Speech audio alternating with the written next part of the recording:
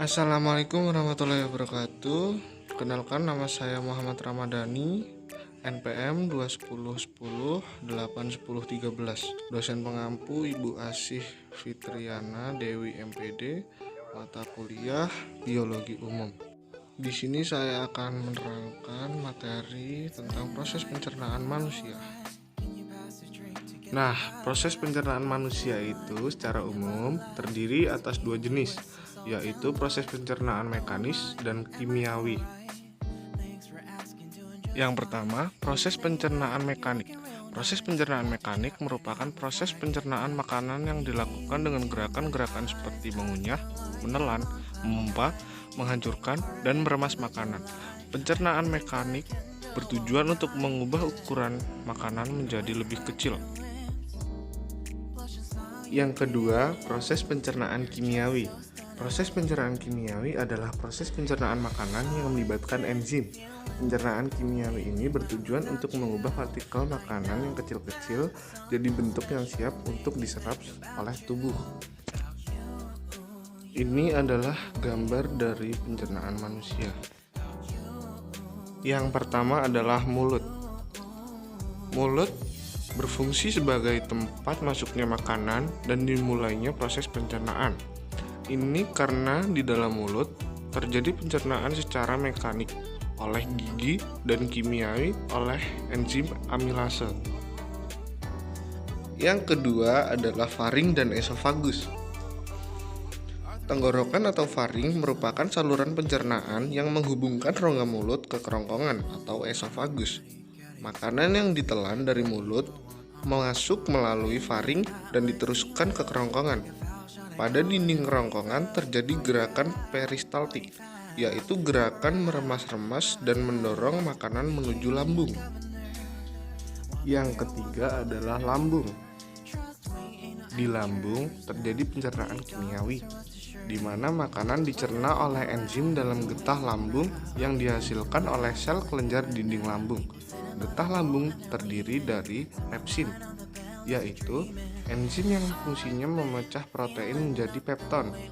Yang kedua adalah asam klorida atau HCI, yaitu asam yang berfungsi untuk membunuh kuman dan bakteri pada makanan dan mengaktifkan pepsinogen menjadi pepsin.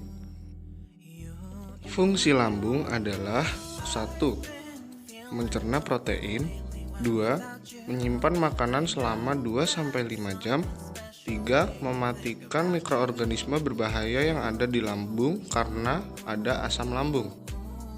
Yang keempat adalah hati. Pankreas, hati empedu. Hati adalah organ pelengkap dalam sistem pencernaan karena akan membentuk cairan empedu yang diperlukan dalam proses pencernaan lemak.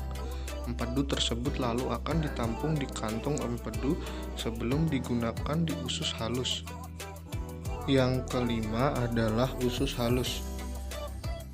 Usus halus merupakan organ pencernaan yang terletak di antara lambung dan usus besar.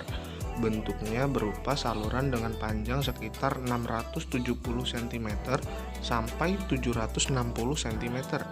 Nah, usus halus bisa dibedakan menjadi 3 bagian, yaitu duodenum, jejunum, dan ileum.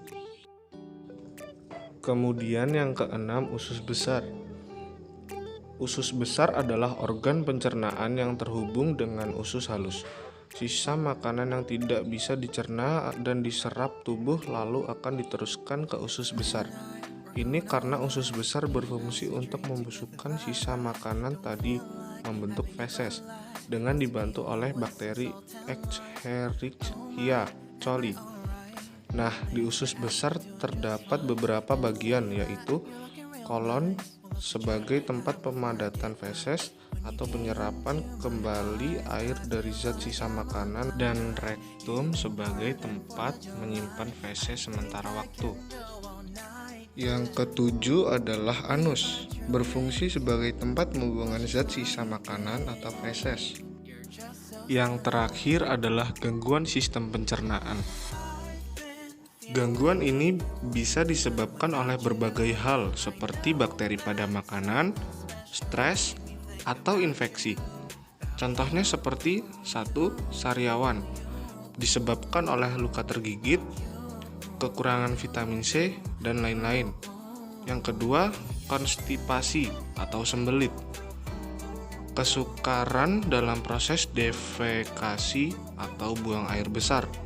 Yang ketiga, diare, feses yang sangat cair akibat peristaltik terlalu cepat.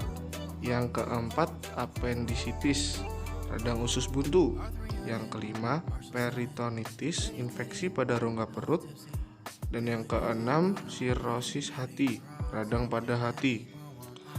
Baik, materi yang saya sampaikan kurang lebihnya saya mohon maaf. Terima kasih. Assalamualaikum warahmatullahi wabarakatuh.